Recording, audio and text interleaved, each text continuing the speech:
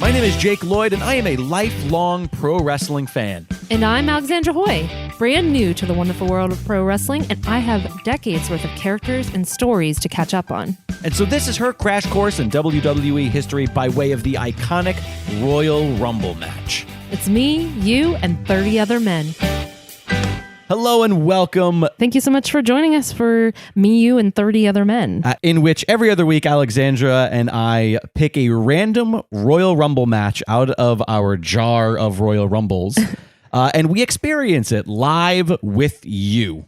And, you know, if you've somehow stumbled upon us, you're giving our podcast a shot, but you're new to sports entertainment, much like I was 2 years ago, and still am kind of in many ways. That's the whole point of the show, really. Yeah, so you might be unfamiliar with what the Royal Rumble even is. If this handsome man to my left wouldn't mind sharing a quick little definition for me. And thank you. The Royal Rumble is the biggest match of the year in WWE, in which 30 wrestlers compete in one single match. The way it works is two men start, and every 2 minutes or so, another wrestler joins in the mayhem. Wrestlers are eliminated from the match when they're thrown over the top rope and both feet hit the floor. The last man standing is declared the winner and is usually given a championship title match at Wrestlemania. And this legendary Royal Rumble match happens just once a year. So we will pick a Royal Rumble match at random out of the jar and watch it in real time right alongside you if you're into that sort of thing. And it is about that time. Alexandra, if you'll do the honors, what year is it going to be this week? Okay, drum roll. Oh my. So last episode, it was 2007. Now it is 1997. 1997. We're going back a decade each time, I assume. Well, I guess we can't. No, we'll get 1988 next time. Okay, so 1997. This is just pre-Attitude Era. Okay. Which you've become a little familiar with. Yes. Now, what era was this? This is sort of the end of what I believe they called the New Era, which featured stars like Bret the Hitman Hart and Shawn Michaels. Right now, in 1997, Shawn Michaels is everything. He is super hot. This is also right off of the heels of the Click being a thing. Do you know what the Click is? I've definitely heard that. Yeah, the Click is, it's Shawn, Triple H, Sean Waltman, aka X-Pac, Razor Ramon, and Diesel, or Kevin Nash and Scott Hall. All right. And I've told you a little bit about, they came out and did a curtain call after Kevin Nash and Scott Hall were going to WCW. And they all got in trouble because it sort of broke kayfabe at a live show where the bad guys and the good guys were being friendly because it was like business and not story. So this is right on the heels of that. Also, this is really the highlight, in my opinion, of Michael's career before the downfall of leaving. So I feel like what we watched at last episode was 2007, where Michaels was hitting his stride during his second run. Like that was when he was. That was his comeback. Or no, not really, because his comeback was years prior in 2002. But I feel like it was the best of him for that second run. Whereas this. I mean, this is right around the time, I might have dates wrong here, but I'm pretty sure the Iron Man match between him and Bret Hart was just prior to this, maybe. And he, if I'm not mistaken, is the WWF champion. Right. As this logo would suggest to me. Yes. This so epic graphic. I'm realizing now as well, this is probably one of your first WWF programs that you've got to watch here because they have yet to get the F out. Get the F out. So a little bit about the 97 Rumble, much like the first episode was the 20th anniversary. This is the 10th anniversary of the Royal Rumble pay-per-view. 10th. This is the 10th one. Yeah. Of course. It took place January 19th on 97 from the Alamo Dome in San Antonio, Texas. Again, much like the 20-year, that would be 10 years later. And according to Wikipedia, which may be a filthy liar, the attendance of 60,477 is the highest recorded in Royal Rumble history. So this is the biggest Royal Rumble attendance. A couple of the other matches on the card this evening were Shawn Michaels and Psycho Sid for the WWF World Heavyweight Championship. Vader versus The Undertaker. So you don't know Vader really, but you'll probably get to know him at some point in this show. I definitely have heard the name. And Hunter Hearst Helmsley versus Goldust. All right. I know one of those names, Goldust. You don't know Hunter Hearst Helmsley? No. Think about it. Hunter cursed. Triple H. So before, I know two of those people. Before he was just Triple H, he was this douche name, refined, like sort of regal. I don't know if he ever tried to do an English accent, but he was like this Englishman, this very proper. And that was his gimmick. He had this weird like French braid. What? And the other, that was for the WWF Intercontinental Championship, that match. And around this time too, WWF was working with the Mexican Lucha Libre organization AAA. And so I think they might have had some Lucha undercard matches as well here. But yeah, so that's sort of the stage that you're going to set. I'm excited because this is one of those Rumbles that I definitely haven't seen in decades. I know the outcome of this one.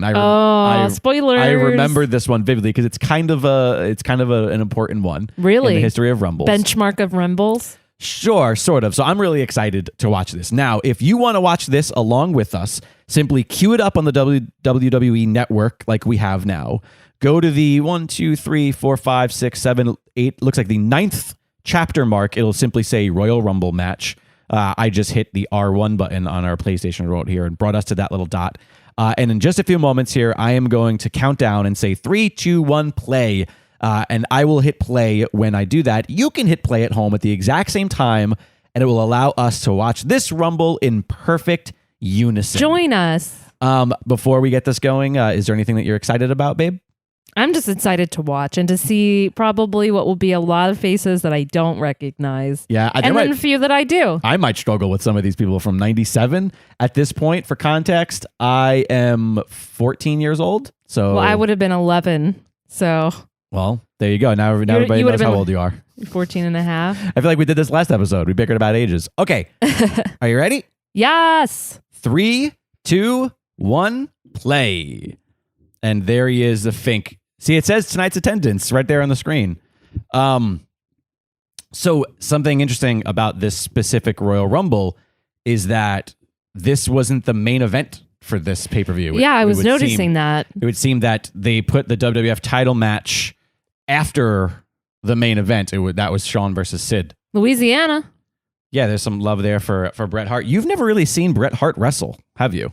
No.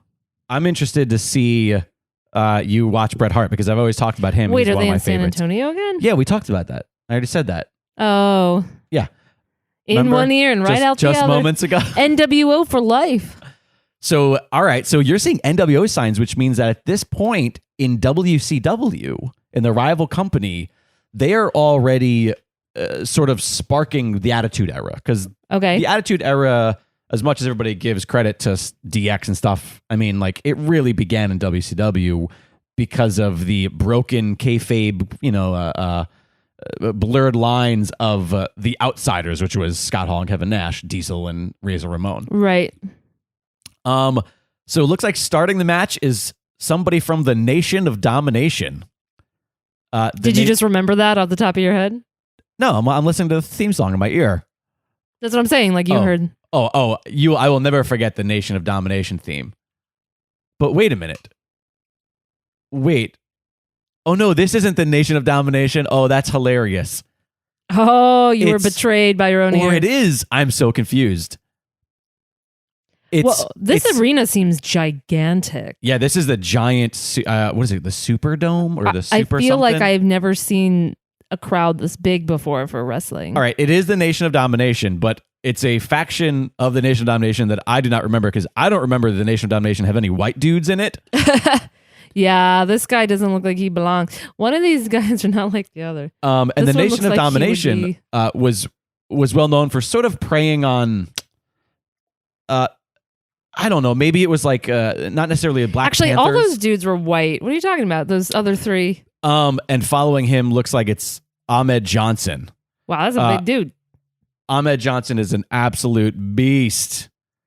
I feel bad for not remembering the name of the dude. I'm pretty sure the guy that came out first, who was the white guy from Nation of Domination at this point, I'm pretty sure he was the guy who maybe played Fake Taker and Fake Diesel because there was a while there where they would do that sort of stuff.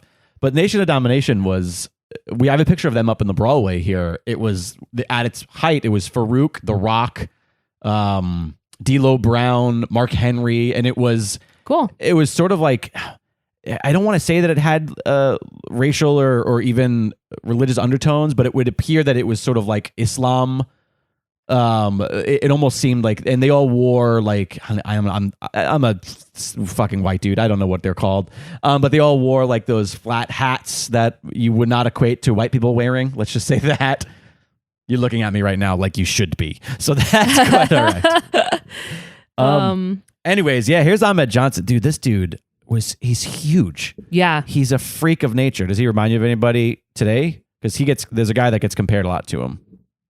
I mean, in physique, he's not super dissimilar from Bobby Lashley. Yeah, exactly. Well, I remember when Bobby Lashley first came out, there was a lot of that. Like, oh, he's kind of like just super muscular, tall. Yeah, and also Ahmed Johnson with knee pads on his thighs. I don't know whose idea this was. I don't know. This outfit's a little like what? It's a little like I don't find it this, but I feel like it's like kind of sexy. Oh, like really? It's got like, like I don't know. There's something about it. From behind the knee pad straps kind of look. Yeah, it's almost like a garter belt. Oh man, Ahmed Johnson's garter belts. Yeah, I feel that. I'm pretty sure Ahmed Johnson, if I'm not mistaken, he definitely was. He had a feud with Goldust. Oh yeah, in which Goldust was like in love with him, and that was the shtick. He kept like kissing him, and they were really they were preying on homophobia at the time. And at one point, Ahmed was on a stretcher in the back, and I think Goldust gave him mouth-to-mouth resuscitation, and he had gold paint all over his mouth after it was said and done. Right. Yeah. Who's this? That came out number 3. He got green on. I missed it. I didn't see his face. Is it Razor Ramon? Oh, it's Speak of the Devil. It's fake Razor Ramon. What? All right. So when Scott Hall and Kevin Nash went to WCW, as sort of a way, a lot of people think to say like F you to them. Right. Like, how dare you leave? WWE was like, oh, we'll just replace you. Oh. And so those are their characters. Oh, so they were not with the company anymore at this point. They're in WCW as Scott Hall and Kevin Nash. He got a their wedgie, real though. names. Let's talk about that. Ahmed Johnson always had a wedgie. He I mean, those tights, they're just a little bit too... like, you see what I'm saying, though? This whole outfit, I remember Ahmed was always a lot of ass. He was always a lot of ass, and I felt like at any given point, his junk was just going to fall right out. Yeah, get this guy. But yeah, fake Razor, he seemed to get eliminated as fast as he appeared. I feel like that happens frequently. I'm going to confess something. Rumbles. My dumb child... What just happened? He just ran out. Ahmed Johnson just eliminated himself because he saw Farouk. Oh, and there's like a story going on. Chased after Farouk, also a member of the Nation of Domination. I don't know what is happening in the Nation of Domination right now in this storyline, but there is some What stuff is a banjo? Why? I mean, why is a banjo? Is this the Godwins? Is this Hillbilly Jim? That's Hillbilly Jim. Very good. I knew a thing. Hillbilly Jim is the guy who's guiding out. I want to say his name is that Midian? Sure. I say sure like I know. Oh my God. He's a hefty boy. I want to say Godwins maybe? I don't know. I kind of wish I could hear the call a little bit better in my ear. Where's Mankind? You know what? I think if you are patient, you might see Mankind in this match. I'm not I better. 97. I mean, that's my boy. Yeah, you really are, my boy. So, am I just like a typical person? Like I like all the typical people. Yeah, you're a real basic bitch. No, not at all. So basic. Honestly, I feel like the fact that you gravitated to Mankind. Listen, I like the weird gimmicks. I like the weird dudes. You do. Today you were wearing Frankenstein and Bride of Frankenstein earrings all day. Right. I feel like that's sort of your shtick. That is me. Like you're a real creature feature, but not a horror fan. But you like literature. There's definitely horror stories I love. Yeah. Frankenstein's monster being my favorite. But I feel like you enjoy them more in literature than in... I mean, don't get me wrong. I love James Whale's Frankenstein. I love... Really? And honestly, like I'll watch any Frankensteinian mythos film. Absolutely. Like I grew up on my mother's obsession with Hammer horror films and Frankenstein, the Monster from Hell. Like that's a real deep cut if anyone recognizes that. Oh, but the glass just broke. which means that number, I guess, 4. Oh, you know what's 5? going? You know what's That's happening? Stone Cold. You don't recognize Stone Cold's music? How would I recognize Stone Cold's That's music? incredible to me. Okay, all right. Here he is. Stone Cold. Very recognizable. This is like, for anyone who doesn't really know my history with wrestling, I am from Virginia originally, and at this period of my life in the 90s, could not have avoided all the people of Virginia just loving Stone Cold. I say that blanketly, like obviously not everyone, but he was a huge thing amongst the middle of Virginia folks. Right. Well, he was the middle American everyman. Right. I mean, you just couldn't avoid him. And honestly, at the time, as a young girl, I was like, I don't get it. Like, I just, it wasn't my thing. Did you sort of hate him a little bit? Like, I didn't hate him. I had no reason because I didn't watch it. But at that age, I wouldn't have known that because I didn't know anything about him or wrestling. I just knew looking at him, I was like, he's a bald white guy. No thanks. Unless you're Jean-Luc Picard. But I don't know. Revisiting the history here and getting to know him in this way, I think will be interesting. I'm sure from the little bit of history I do know about him, definitely not my favorite person. Right. Well, he's stunning everybody, and he's doing his Austin shtick, and he is just running roughshod. And it was Phineas. That was the name. Phineas O'Godwin. He went on to become Midian. That was the name of this dude. And now he looks like a skinhead. I'm really not trying to be an asshole, but this guy comes out here looking like a skinhead. It was definitely. I mean, I don't think that there was anything racial behind it. Oh my God, is this Bart Gunn? Oh, can I tell you? All right, Mr. Construction Worker. You like it? I would say that. And then I saw his boots and I was not into it. When I was a kid, the Smoking Guns were my favorite tag team. They were 2 cowboys. Okay. And Billy Gunn and Bart Gunn, the Smoking Guns, 2 ends, if I'm not mistaken. And they would come out with what probably were cap guns, really. And man, he's already gone, Bart Gunn. He was sloppy. He was looking real sloppy. He was drunk. You know what's unattractive about Stone Cold is the butt face he's making. Like my cat makes that face when he sniffs his butt. You're not wrong. That's what I'm saying. Like both cats. You know when like a cat sniffs something weird in their butt and they make that face where their nose kind of goes up. That's what Stone Cold is doing right now. Stone Cold. This image right here is a pretty famous image, babe. Stone Cold sitting on the turnbuckle, waiting for the next competitor, looking at his watch. He doesn't have a watch on. Exactly. Liar. Now, do you see it? Do you see, at least for the few people that have been in the ring, do you see like how different Stone Cold is, though? Yes. And you mean in persona? Yeah. And speak of the devil, next man out, another hero of mine, Jake the Snake Roberts. I'm excited to finally watch him. Unfortunately, you are seeing Jake the Snake in his he looks a little rough. worst. But he has a snake, right? Oh yeah, he's got the snake. Is that snake gonna bite the skinhead? I hope so. You're gonna call him the skinhead? I'm not gonna do that. I'm sorry. I shouldn't do that. I assume I'm not gonna assume shit, but I would hope he is not a racist jerk. If he is, then I am gonna keep calling him skinhead. I don't know. I feel like it's not fair. I have no idea. But this is interesting because it's really Jake the Snake's defeat that gave birth to Stone Cold Steve Austin's whole entire kind of character. That Austin 316 that you're seeing signs everywhere, I'm sure you've seen that everywhere. I mean, that's the sort of thing I would have seen growing up. Absolutely. Right. I couldn't avoid that. That was something that was said completely off the cuff after beating Jake the Snake at a King of the Ring event, because Jake at this time was trying to get clean, and he came back and he was like, I don't want to be this character anymore. I want to preach. So he came back and he was quoting Bible verses and stuff. It all came down to Austin quoting a Bible verse of his own, which was Austin 3:16, said, I just whooped your ass. And the place went bananas. Yeah. I remember. I do remember that story. And that's pretty fun. And you know what? They're letting Jake kind of give it to him. Jake is, the first guy who's actually putting the boots to Stone Cold in this match. But, the legendary British Bulldog. Look at these shoes. Who do they remind you of? That's some more Fashion Police style shoes right now. Yeah, when Tyler Breeze first debuted, everybody was like, oh, he's got the British Bulldog's boots on.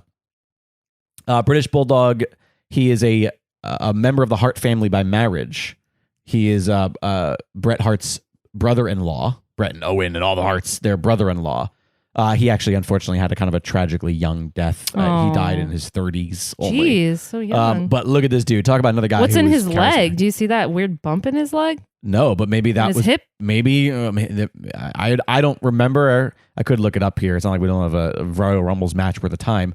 But I want to say that he had some sort of problem that stemmed from his legs. Yeah, like I see the bump. He has You're this not wrong. bizarre bump in his left hip. Oh, now I couldn't miss.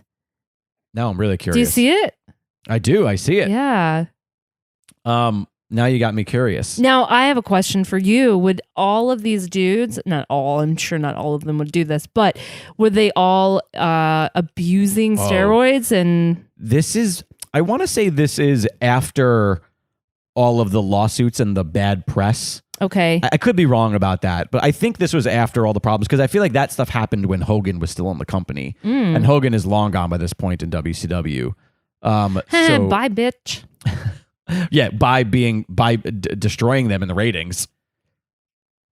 They recovered eventually. So this must be one of the AAA luchadors that they threw into this Rumble, who I'm not familiar with. I'm not going to be familiar with most of these luchadors from AAA. This was before like they really embraced any luchadors. I mean, this was long before Rey Mysterio was, which is a shame. And I'm sure it was motivated by what would have been a giant majority of their audience, just like. Well, you know what? Here's the thing: assume, is while this is happening, again, a credit to WCW in this time frame. WCW embraced it. WCW brought in a bunch of those luchadors. That's great. Again, you had Rey Mysterio. They made one of the biggest stars out of him. But it's a lot because there's a lot of stuff happening. So we're trying to figure out how to manage our time here. But I wanted to, you never finished me asking you, like, do you see how different Stone Cold is in this group?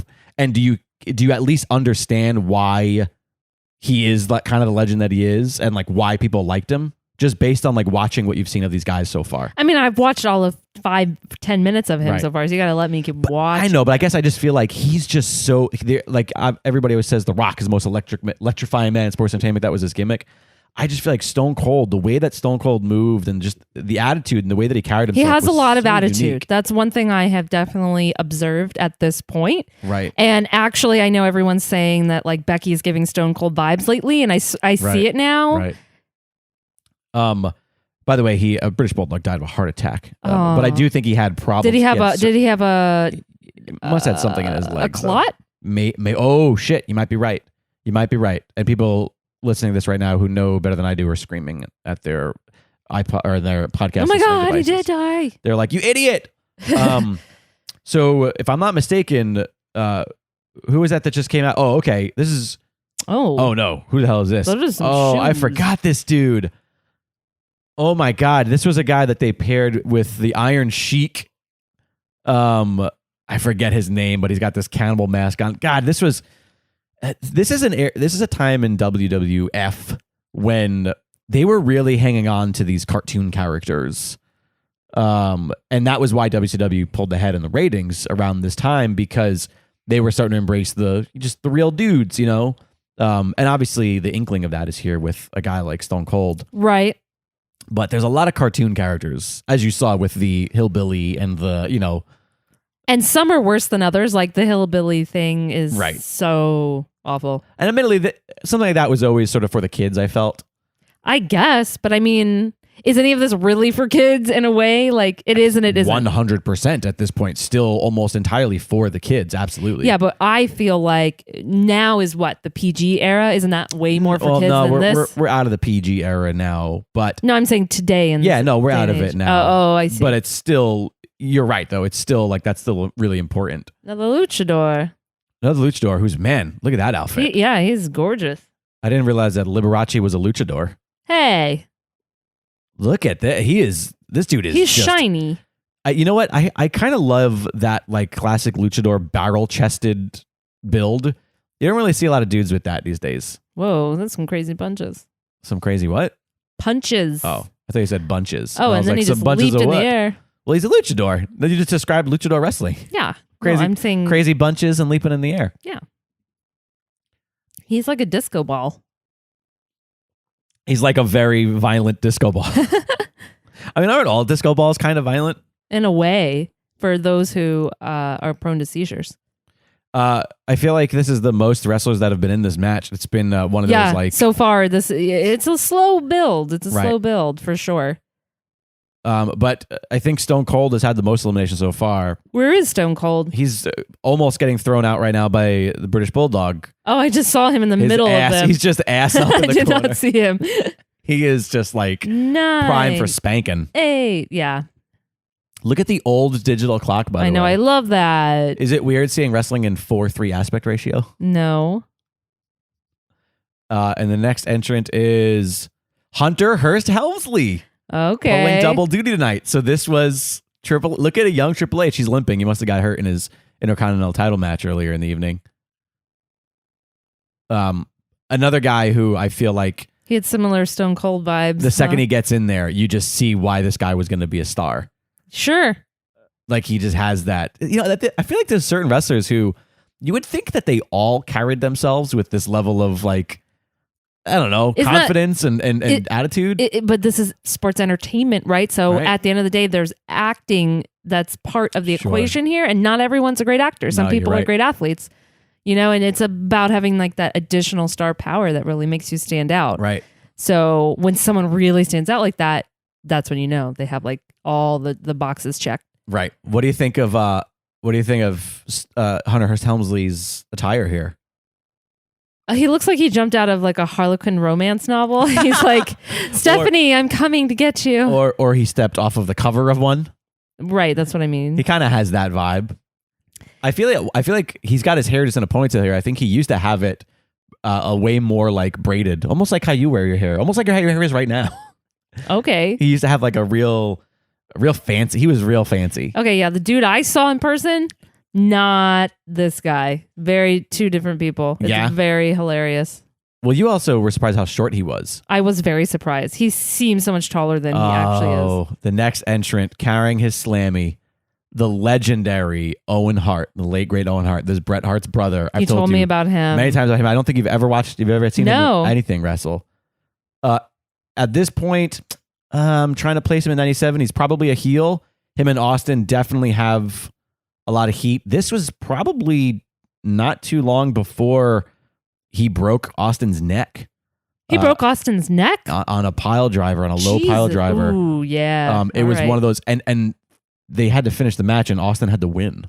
So it's this really bad While ending. his neck was broken and he finished? It was a really... Holy shit, man. Was scary. Can't you just not? He could have died. I'm wondering, I mean, I can't imagine that was before this, because I feel like based on the ages I'm seeing of people, that it looks like Austin was younger at this point than when that happened. But I could be wrong. Again, I'm not as good of a historian as my cohort Scott Narver on Wrestling Compadres, but their brother-in-law is the commentator screen. To Owen and how could you? Yeah, the one downside to this is that you are experiencing these with very minimal commentary, because I feel like we can't necessarily have the commentary. It's hard. I mean, people are listening to us commentate. Yes. Yeah. I mean, then let's face it. Is that a word? This is gold here. Commentate? I don't think that's a word. I think it is. I just made it up. I think it is. All right, Goldust. Here he is. And this is pre-Fat Dust. I was going to say, he kind of looks the same to me. Well, I think he looks better now in 2019. Oh, sure. really? Oh, yeah. He looks, I think that in the past 4 years. Hey, he's not pure gold. There's definitely some silver on that outfit. Rude. Why is it rude? Because he's lying? I'm offended by his lies. Well, nowadays he's mostly black, so you're not bothered by him now? No? I am offended. If he's right. not pure gold, then I don't know what to say. All right, that seems like that guy just picked a wedgie. Really weird gripe. Yeah, you saw a British Bulldog. Listen, there's a lot of wedgie picking for wrestling. I'd say 90% of wrestling matches are just wedgie picking, depending on who you are. Imagine, Goldust. You can't even pick that. Okay, wedgie. but you guys are always talking shit about Rhonda picking her wedgies, and all these dudes are picking their wedgies. Because Rhonda's picking a wedgie from the other side. I see how it is. So if it's a wedgie in your vagina, then that's the difference. Exactly. Sexist. No, it's just distracting. For you. You said the same thing. Why are you trying to make me look like an asshole? You've always said the exact same thing. Don't do this bullshit once people are listening to us have a conversation. Don't try to call me out on nonsense with your lies. How dare you? How dare me? How dare you? You're the liar. I only speak the truth. Yeah, you speak an inconvenient truth. You've seen Goldust a few times throughout the years. What do you think of this Goldust? I really don't like Goldust's outfit. I gotta No, this was my least favorite of the Goldust It's so outfits. weird. It actually looks kind of cheap. It's bizarre. It is kind of cheap for sure. This is C. Vernetico, they're saying. Probably another AAA guy. I've noticed, obviously, like Too many luchadors. Goldust or the luchadors have kind of been the exception, but like most of these dudes have on these, the little wrestling panties, as I'm going to call them right now, since I don't know the official name, but Trunks. They're considered trunks. And they're called trunks, even though they're not shorts. They're like briefs. I mean, I believe they're called trunks. Like that's what I've always called them. What is the official name? Because there's tights, there's short tights, which are like what Owen Hart is wearing. Sure. Excluding the top half of it. Yeah, they're just trunks. That's what I've always considered. I don't know. They're little wrestling panties. All right, wrestling panties. Listen, if you're gonna call the bottom of a muffin the muffin panties, I can call these the wrestling panties. That's my favorite part of the muffin is the muffin panties. It's I guess it's the muffins are the most sexual of all of the pastries. They are very sexual because you get to peel the little panties. What about off. like a Danish though? They're like cheese filled. But there's no. Is that gross? There's no undressing of a Danish. No, but you like lick it out of the hole. All right, this is not. Now we have to mark this as a completely separate type of podcast. Yeah, but to go back, this is my least favorite Goldust shtick. Even though this was like honestly the peak of him being provocative. What's the word I'm looking for here? Evocative. All right, I see a lady finally. Well, there's also Terry Reynolds was out there with Goldust as well on the outside ring. But this guy's Mark Marrow coming to the ring right Mark now. Maron? Yes, Mark Maron. Early, a lot of people don't know this. Pre-glow. Long before he was a famous podcaster and comedian, he was a pro wrestler. No, Mark Marrow was. I don't know. There are people out there who love Mark Marrow, who are like this guy is one of the greats. He's been overlooked in Hall of Fame and all this stuff. And God, I never liked him, and I don't know if it was because he was good at his job. Like if he was good at being a heel when I wasn't supposed to like him. Right. So then, or if I just didn't like him. But I don't know. I don't. No, you know how when you're a kid and you watch something and you watch a villain and for your whole life you hate that person because they were a villain in something when you were a kid. Oh, bye, Triple H. Yeah, Hunter Hearst Helmsley eliminated by Mark Marrow and somebody else who I didn't notice. So wait, who was this lady that came out in the hot black? That's Sable. Outfit? Sable was a massive sex symbol during the Attitude Era. In fact, I get it. A lot of people call Sable the first diva. No, I'm not a fan. They built that sort of image of what they were looking for around her. She was this, vivacious blonde with giant fake boobs. I mean, look at Terry. Look at the other girl on the other side of the ring as well. Yeah, now I'm seeing that and I'm like, oh, okay. Yeah. Oh, I'm seeing who's next here, and of course I have no idea. And at this point, they don't put the names on the screen like they did in 2007. So I'm not able to announce these people. It's interesting to me. Did he just kick Goldust in the ass? Super kick Goldust's ass. There was a smack. It's interesting to me that I recall. I think I remember more so the ending of this Royal Rumble because it's a pretty. Was he important Royal sponsored Rumble. by Playboy? Sorry, it does sort of look like he has a Playboy bunny. Those on are his definitely tights. Playboy bunnies. I don't know who this guy is. Who is this guy? But they haven't had like a close up of him, so I can't even kind of like get a feel. I wonder if he's somebody who went on to be a different character. Oh, he definitely. It is the Playboy bunny. Yeah, that's what I'm saying. It is. Yeah, he's the Latin lover. They just said the Latin lover. It surprises me how many like not no name. That's rude, of course, but like people that I'm not familiar with and luchadors were in this Rumble, being that I know it's a pretty big, a pretty like a historic Rumble. And do you know what that's called? Doing that? No. Skinning the cat, they call it. Oh yeah, I've heard you use that phrase. Yeah. I call it the loop-de-loop. The loop-de-loop? It's weird because it's not really a loop. He doesn't complete a loop. He kind of falls over and then goes back up. Listen, does skinning the cat make any sense? No, it does not. Thank you. But the Latin lover looks like he just got a crotch full of rope by means of Owen Nobody Hart. wants a crotch full of rope. Farouk. So here's more Nation of Domination. I wish I knew what story was happening with Nation of Domination at this point. But man, Farouk, this is a legendary wrestler. He was the first ever black WCW World Heavyweight Champion. Cool. That's awesome. And, he would go on to have huge success as part of the Acolytes / APA with Bradshaw, or JBL. You might know him better as JBL nowadays. And just threw Playboy Bunny guy out there. Bye, Playboy. Farouk is also of the old school where, like, look at this dude. Oh my gosh, he is walloping Stone Cold Steve Austin. So, what is happening right now? Because Austin probably, Farouk, is that a plot? Is that Ahmed plywood? Johnson is back with a 2x4. It looks like he stole it from Hacksaw Jim Duggan.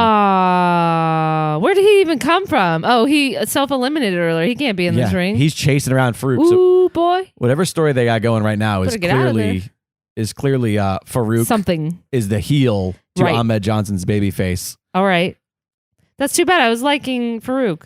Yeah, so Farouk is one of those guys who, like, they're both him and Bradshaw are kind of known for when, like, a young tag team is up and coming, they'll kind of put him through the ringer. There's a little bit of that kind of hazing involved. Right. Also, by the way, Stone Cold, only one left in the ring again.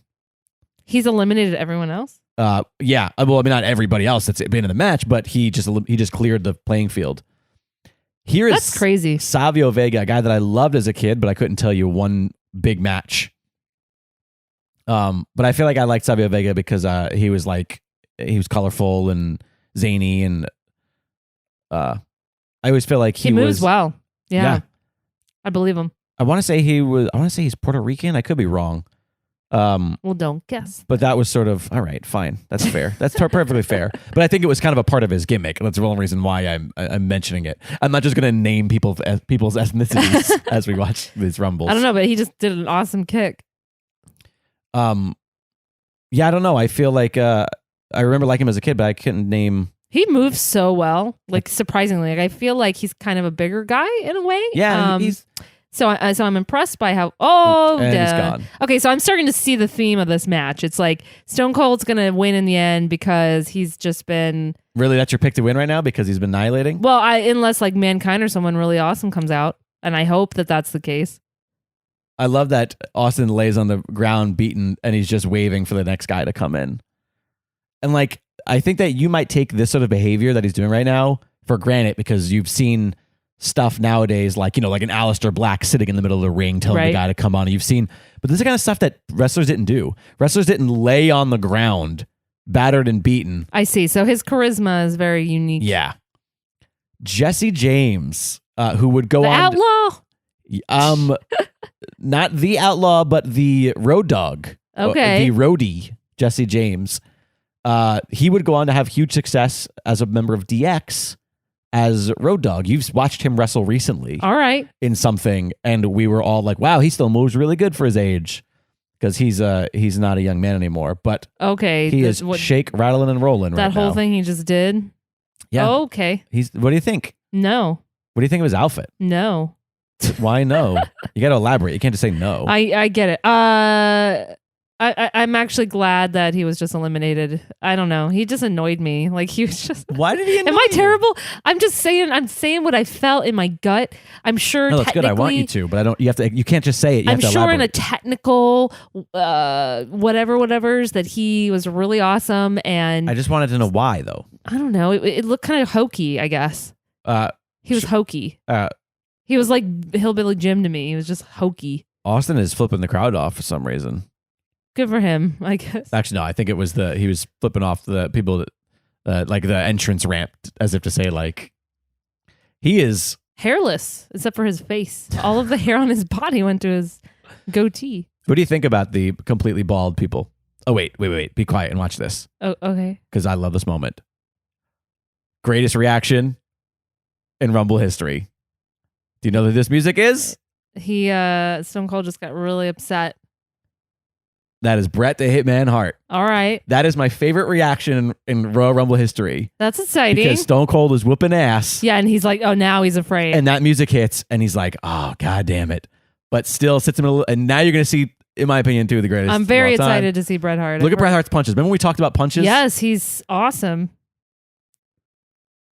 I mean, I actually really dig his outfit, too. Really? You like... See, he's not as hokey to me. Which is weird because you've always said that you thought that he would. You never understood why my sister, for example, who was obsessed with Bret Hart. Okay, no. In terms of like objective attractiveness, I'm sure many women loved him. I'm personally not feeling those vibes myself, but I'm a weird person, so don't listen to me.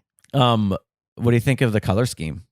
It's fun, actually. I love seeing a dude come out in hot pink. Like, that's great. I mean, it kind of set him apart. I believe at this point, which it's interesting to me because he's got little stars on his shoes. Yeah, because not too soon after this, he would have a legitimate problem with the way that Shawn Michaels would sexualize himself and sort of sell that. Bret Hart did? Yeah. Really? He was offended by that? No, but Bret Hart ultimately was always out there wrestling for the kids. Like, I see. And so he didn't like, okay, so he didn't like anything suggestive. Which is interesting because Bret Hart was sort of the first ladies' man. His gimmick was sort of like, but in a kind of safe cartoon way.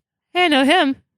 And his music is playing, which means that Jerry the King Lawler is literally getting up and entering the match. To get in the ring. He's like, oh, surprise, you guys. I had pants on the whole time. Well, he always used to come out in his ring gear to commentate. Oh, people just booed him. So rude. Well, he was a heel at this point. I like him. Well, yeah, I don't, if I'm not mistaken, there you go. That was his entire. All right, bye. And listen to this audience. Yeah, he was not a beloved man yet at this point. He just gets back on commentary. All right, guys, I'm back. The crowd's booing him. He immediately put the headsets back. All right, see here, he's a dedicated man. I'm always a little bummed whenever they do stuff like that because I'm always like, God, it took a spot away from a guy in the back in the mid card. But yeah, that was a funny instance. He immediately puts his jacket back on. He's pretending like it didn't happen. Like, that's great. I love his Lawler. Sergeant Pepper's jacket. What are your thoughts on Jerry Lawler? All right, I'm going to ask because I've forgotten. Was he the dude who collaborated with Andy Kaufman? Yes, he was. Yeah, so I love him for that. He has a special place in my heart. Not that forever. long ago, we watched Man on the Moon because you were kind of you didn't really know a ton about that story and about Kaufman. No, I mean, I watched that movie as a kid and I knew. Oh, really? I don't remember. I thought you said it was the first time. See, you don't even listen to me, Jake. People are learning about our couple problems. I'm sorry, who are you? Yeah, so I saw that movie in theaters as a kid. Obviously, I had seen episodes of Taxi at points in my life, but I really didn't know a whole lot about Andy Kaufman. I certainly didn't remember anything about that whole storyline. But see, the fun part is now that I've been watching wrestling the past couple of years, right? It was really fun to revisit seeing that whole and learning about the back history of it. It's so fun. So the guy that's coming to the ring right now, this is Fake Diesel. But I want to ask you, do you recognize him? Okay, I'm going to have to see his face with his chaps on. Imagine him without that hair. And this is Fake Diesel. Again, we saw Fake Razor earlier. Without the hair entirely? Bald? Yeah. He's a tall guy. Yeah, he's a really big dude. He's almost kind of like a monster. Are you trying to tell me something? He's a monster among men? No. That he's like a baby at this point. Yeah, I was going to say. But he's another monster. He's another big WWE monster that you might know. Kane. Yes, that's Kane. Get out of here. That's Glenn Jacobs. He's cute. You like him? Yeah. Do you like him with real long hair? I do, actually. Because I always thought he was a real goofy looking dude. No, I like his hair. I wish he still had the hair. That is current, I want to say, He's governor of Knox County, Tennessee. Well, it wouldn't be governor. Glenn Jacobs. Mayor? Oh, I'm sorry, mayor. Yeah, you're right. He's governor of Tennessee. That's mayor. Oh, yeah, thank you very much. I know how politics works. Politics. But yeah, this is Kane playing Fake Diesel. I'm not a fan of his politics, FYI. But yeah, he's a cutie here. And here's Terry Funk. Oh, well, if Terry Funk is here, then I could almost assure you that this guy has a swagger. He was like swaying his hips. Terry Funk is a hardcore legend. You saw Terry Funk in that Hell in a Cell match that we watched between Mankind and Taker. Terry was the guy that came out and broke kayfabe because he's always had a feud with Cactus Jack and or Mankind and or Mick Foley. But in real life, they were quite close friends, and he came out and tried to get the match stopped, and then Taker hit him, and he came out of his shoe. Remember, we were joking about he knocked the guy out of his shoes. Yes. But this is him. He's an old man here. I feel like Terry Funk has always been an old man. Like he was born an old man. But Amarillo, Texas for Terry. Yeah, they must have. There people in the audience are walking by with giant signs. Yeah, there was like 4 people holding that. I don't think you can get away with that anymore. I feel like security would stop you. I would imagine not. Just because they're it's rude then, let alone now. What do you think? You think it's rude because people behind? Yeah, I'm always thinking about like the comfort. Like everyone's there to see the matches. It's not nice. When I would go to wrestling in the late 90s, I said it like that. Matches.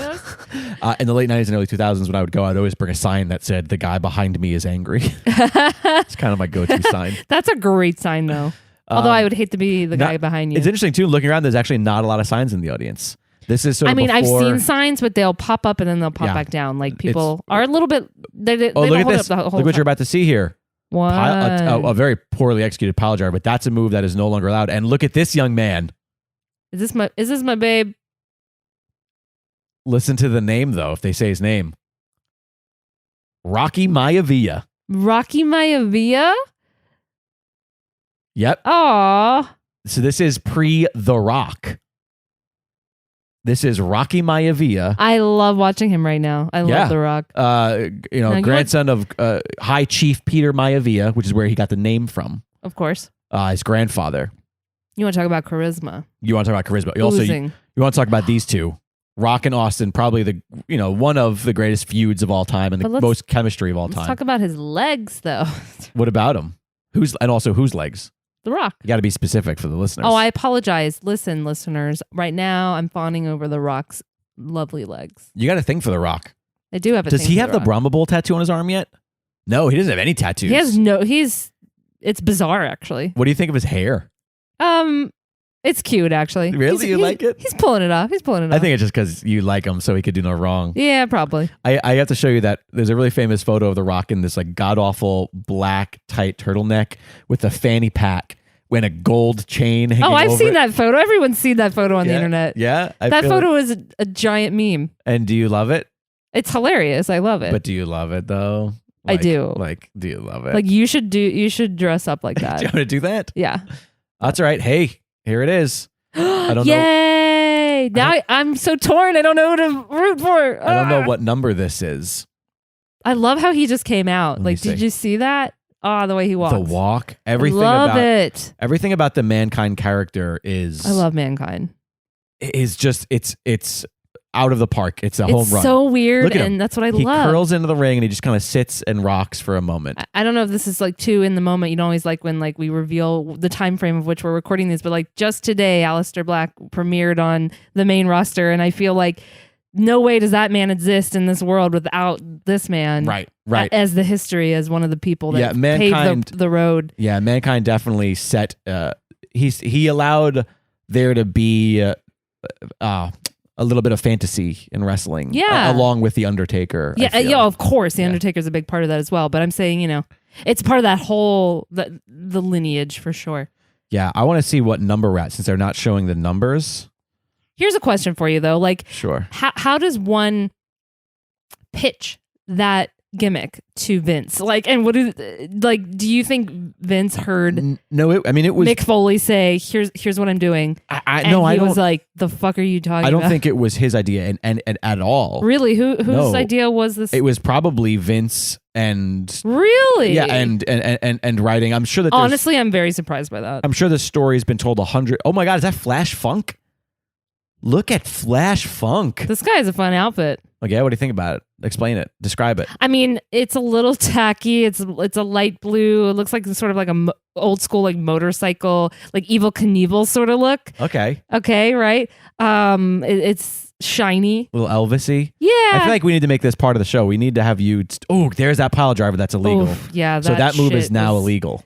Yeah, I see why. They're not allowed to do that. And that's horrible. the move that broke Austin's neck when done by Bret's. And when Austin's neck was broken, was that when the pile driver became illegal?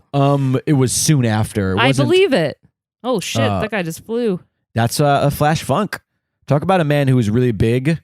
Like when you look at him, I can't believe he just moved like that. He's small next to Kane there, next to Sure, Diesel. of course, Let me call him Diesel, I guess. But okay, by the way, Flash Funk is number 27, so there's only 3 more people left. Everyone in the ring right now, I'm mostly familiar with, minus, of course, Flash, who just came out. Yeah, and it's weird because you're familiar with Diesel for the wrong reason. Right. Yeah, everyone and Funk. Everyone Terry I either Funk. know by name and I'm seeing for the first time, or I know because I have watched them previously. Right. And it is interesting. Right. It's a very surreal, fun thing. Yeah, I feel like this is the end of this match is definitely a who's who of the era. So here is Big Bag Vader, recently passed, Big Van Vader, they call him. Mm-hmm. Vader is another old school, intense dude. He is very intense. He This seems dude- like the Brock Lesnar of this time. I wouldn't. I could see why you're saying that, but he's big. He's much bigger. When you see him get in the ring, you realize. Oh, he's yeah? he's a big boy. Look at him. He's like He's a big old biggie. yeah. He is intense. This dude, Yeah, his eye popped is out big.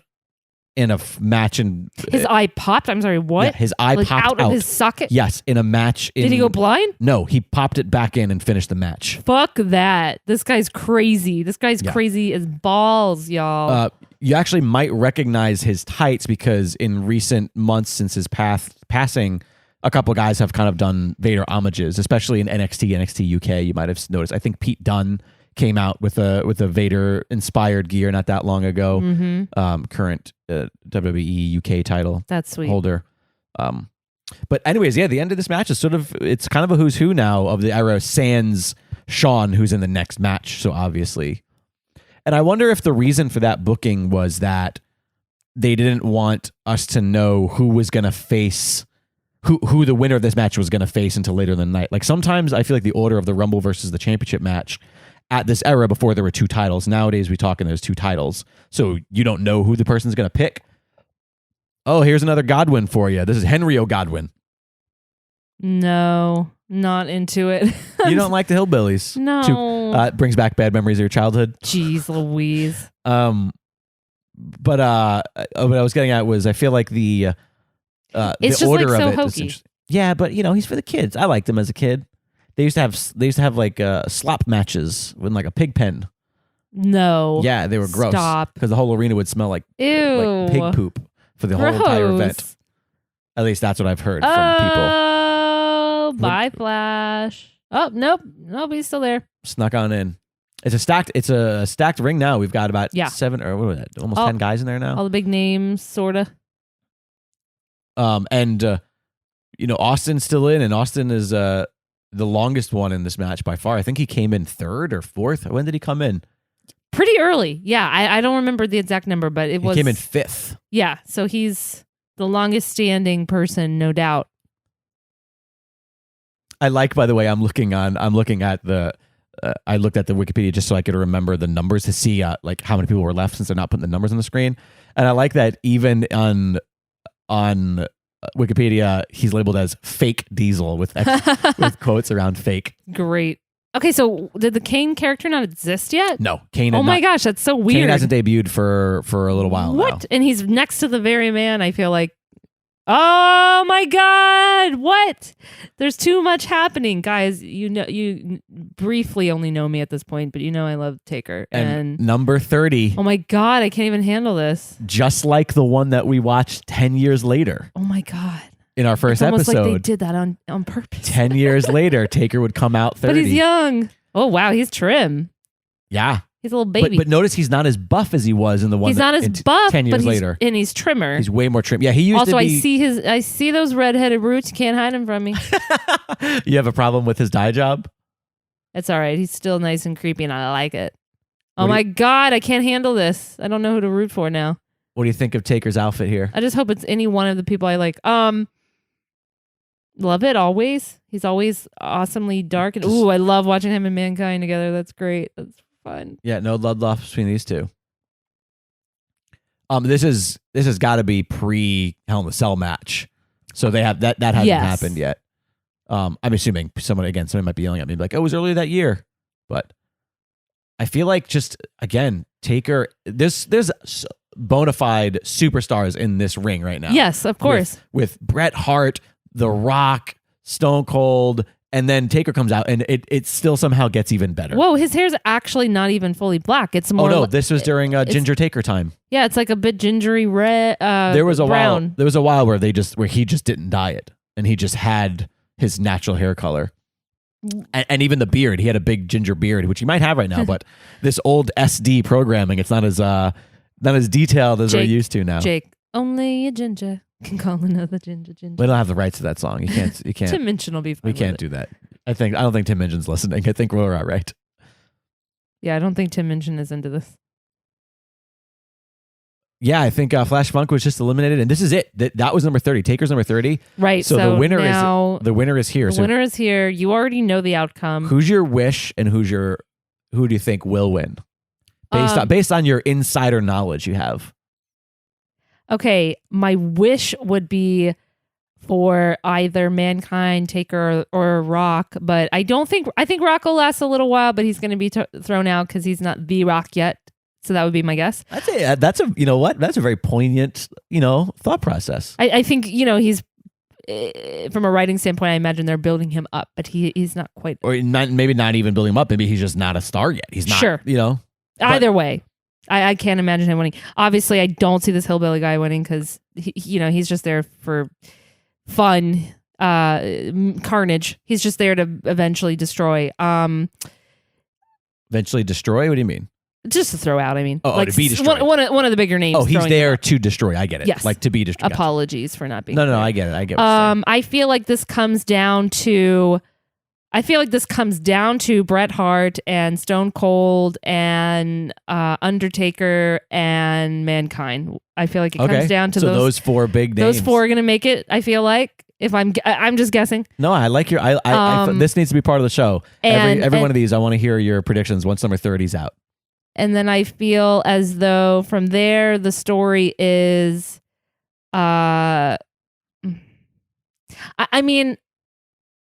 I don't want this, but I feel like Stone Cold's going to win. Okay. Why do you feel that way? Just because he's made it this far. Oh, okay. So you think like the story is the gamut that's being run? Sure. All right. That's fair. You know what? What? I take that back. I think Taker wins. You think Taker wins? Because he won 10 years later. And it's so do you think that they did that as a nod to this one? Yes. Okay. That's my new prediction, and if not, then it was my whole prediction. You're locking it in? I'm locking it in. Okay, so...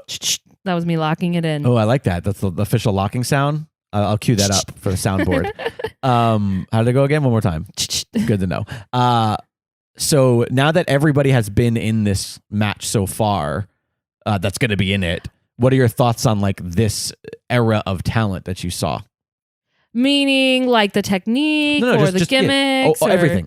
Just overall, like what are your thoughts? There's a lot more clowny gimmicks, like in terms of all the hillbillies and like the guy who was like a rockabilly and all the billies, I guess. But conversely, I feel like I really see a lot of the star power being built and like the type of people they were trying to develop when you had like Triple H in there and you had, and see, I knew that was coming. With Taker throwing out the hillbilly guy, right? Like it was nothing. Like he was a sack of potatoes. Yeah. Kane, obviously, at this stage, again, I also wouldn't see him winning, but I see him being a really fun one for one of the big guys to throw out. And again, it's like with The Rock, where it's like, oh, he lasted this long, like right. It's what just happened?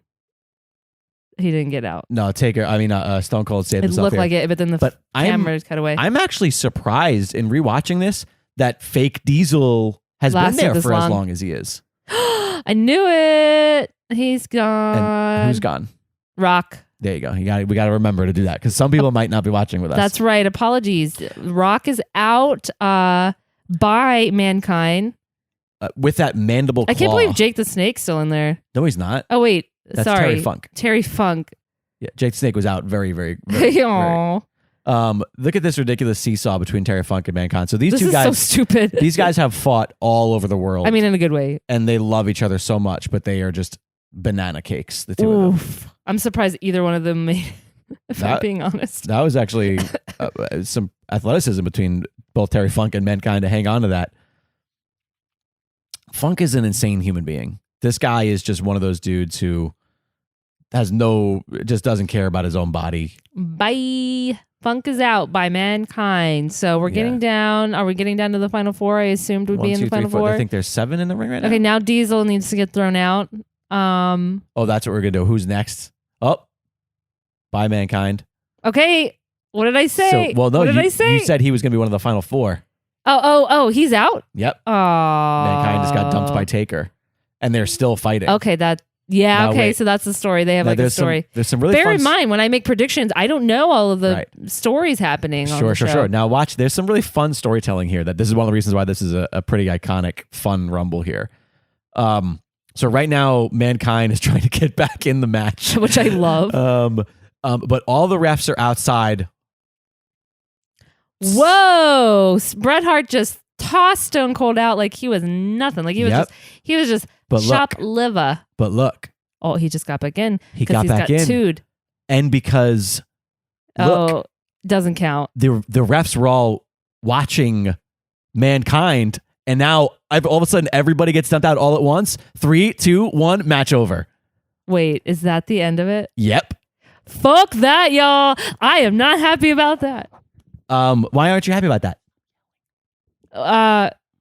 Why am I not happy about that? Yeah. I am not happy about that because it's cheating. It's rude. I am offended. I wanted I like honesty. He is clearly a heel. So the way that this match ends, in case you're not watching and you don't remember, essentially Austin gets eliminated by Bret, but the refs are distracted. He immediately gets back in the ring, and in the matter of moments, tosses out everybody gets eliminated. And Bret is not like, happy. The entire, there was 7 people in that ring in the last 3 seconds, and that's one of the quickest. There is no final 4 in this match because essentially that bothered me. Because essentially, more than that it actually people, really took me by surprise. I'm still shocked. When you experience something shocking and you're still processing it. That's how I feel right now. And that's why this is an iconic thing. That's the first ever win by Stone Cold of a Royal Rumble. And look at Vince. Yep. There's a young Vince on commentary getting I like seeing Vince scolded. out here. Yeah. And so this is sort of the beginning of this. Don't just sit there and commentate. Yeah. You are the orchestrator of this circus, mister. So this is the beginning of the attitude? No. Of the Bret is unhinged and getting screwed over.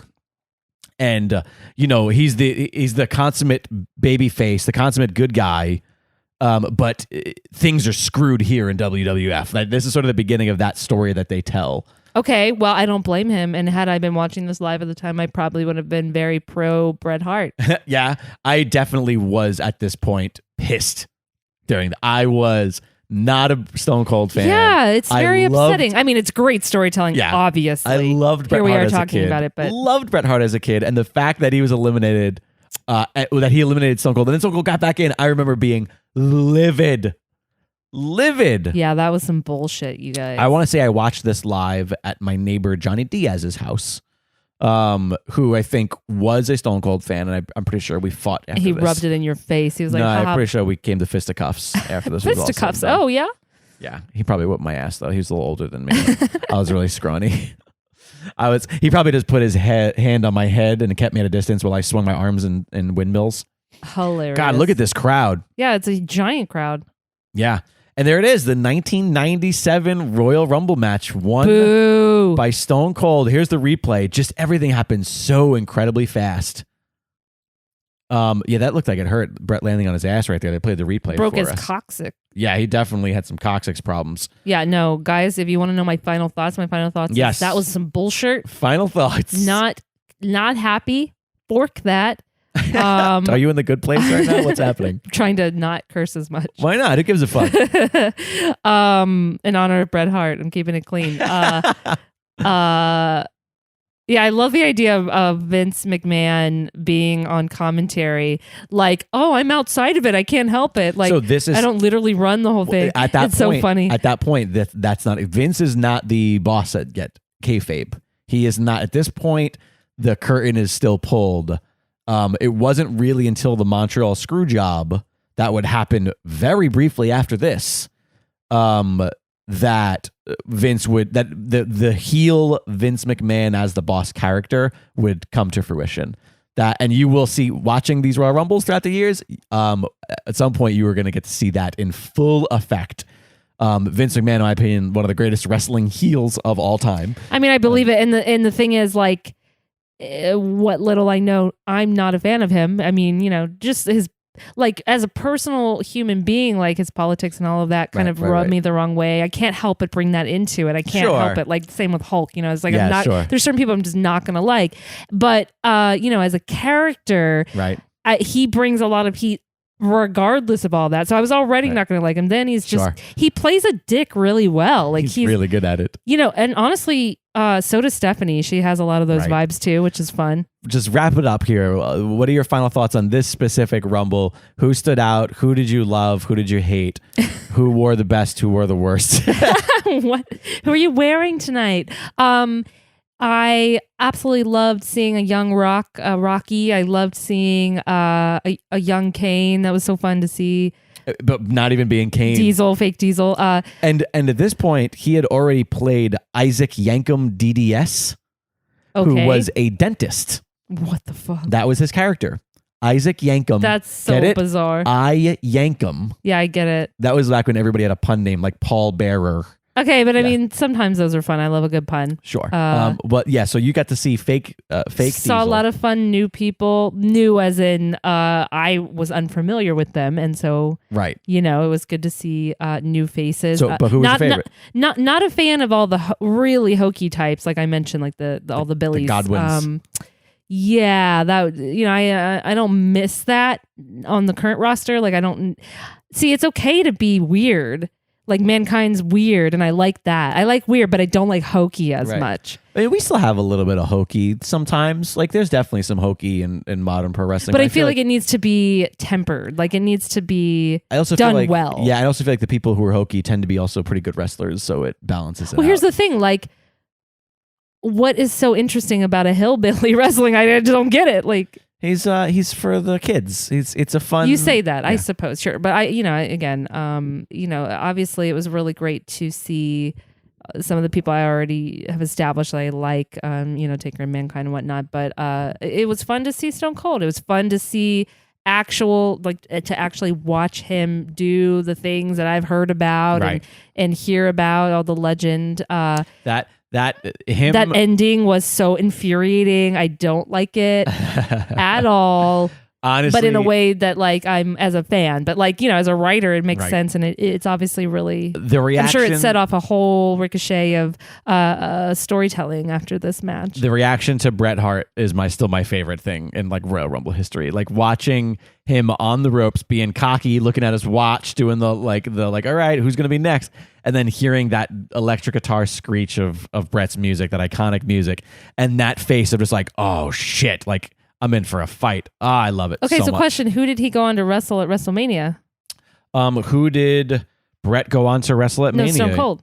I'm sorry. Who did Stone Cold go on to wrestle at Mania? Let's see. Or did he even make it? Did they on the show itself get it revoked? You put me on the spot here. This has got to be WrestleMania of. Let's see. What was the one with 23? So this had to be WrestleMania 13. Oh, wait a minute. That's if I'm not mistaken, that is a big one. Really? WrestleMania 13. It would stand to reason it'd be big if for instance, Stone Cold made it. I'm pretty sure that was the one with the fire logo, because it was all about Stone Cold. Let's see if I'm right with this one. Are you telling me that Emmer Effer made it all the way to WrestleMania on his lies?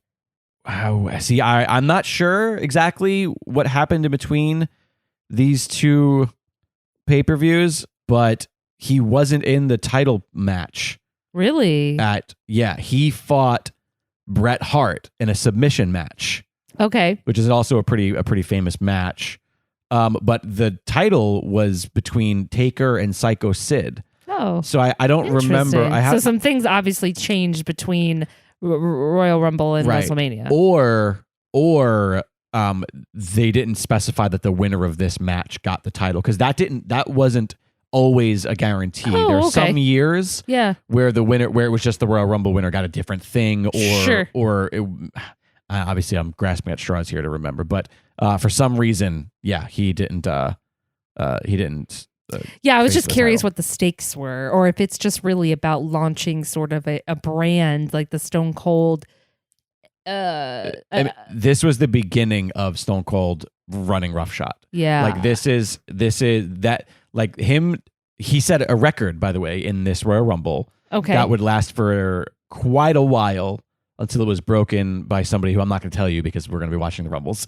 But he eliminated, I want to say like 10 of these 30 people by himself, which I think was a record that lasted for like almost a decade. Like maybe not a decade because it definitely wasn't the one that we watched in episode 1. But maybe around there, maybe 8 or 9 years or something like that. But yeah, that was the 1997 Royal Rumble. Really fun. You finally got to watch Bret Hart wrestle. Yeah. I've heard so many stories, but you know, this is the first time I'm getting to see a lot of these people. You saw Baby Rocky, which was a good time for everybody involved. Baby Rocky, Rocky Maivia. And I can't wait for the next one. If you've enjoyed the show, if you watched along with us, I do hope you did, and I hope you enjoyed that.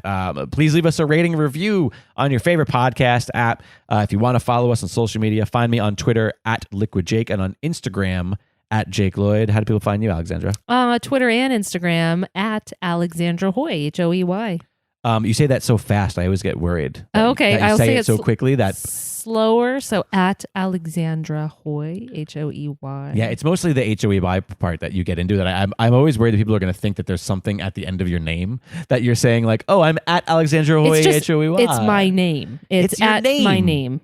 It is your name. You are my Hoey. Which is rude because I don't even pronounce it that way. If you want to let us know your thoughts and engage, use the hashtag #MeYouAnd30. I figured let's do that. We don't have a Twitter or an Instagram account for the show because between our personal accounts, between Dragon Wagon and maybe D&DW Pod, if you listen to our other podcast, we got a lot of social medias, and I feel like it might be a little bit redundant.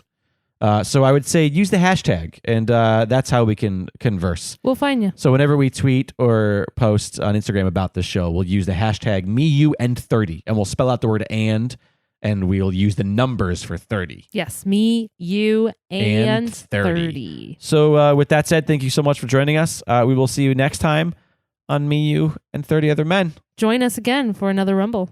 Are you ready to go tumble? I'm ready to go tumble. Hey everybody, I am sitting here with the delightfully tacky yet unrefined Zen Zenith. I'm taken aback by that. That's literally the slogan to Hooters. I don't know why. It just popped in my head. Well, that's when I think me, I think Hooters. Thanks, Jake. So yeah, I'm here on your podcast to talk about my podcast. You right? are. You have or am I just here for you to compare me to Hooters? You have a really incredible podcast. All jokes aside, it is one of my absolute favorite experiences because I love discovering music through live performance, especially intimate live performances, and that is exactly what your show is. Right. Once a month, we meet at your apartment, and we have a couple artists here who play in front of a live audience, and then I talk to them. We do a Q&A with the audience, and the whole thing gets recorded for your listening pleasure. 3 of my new favorite artists are from the House Show show. Yeah, me too, man. It's such a pleasure to get to meet such talented folks, and you can check it all out for yourself at thehouseshowshow.com or on iTunes or Stitcher or wherever else you might listen to podcasts. So do just that.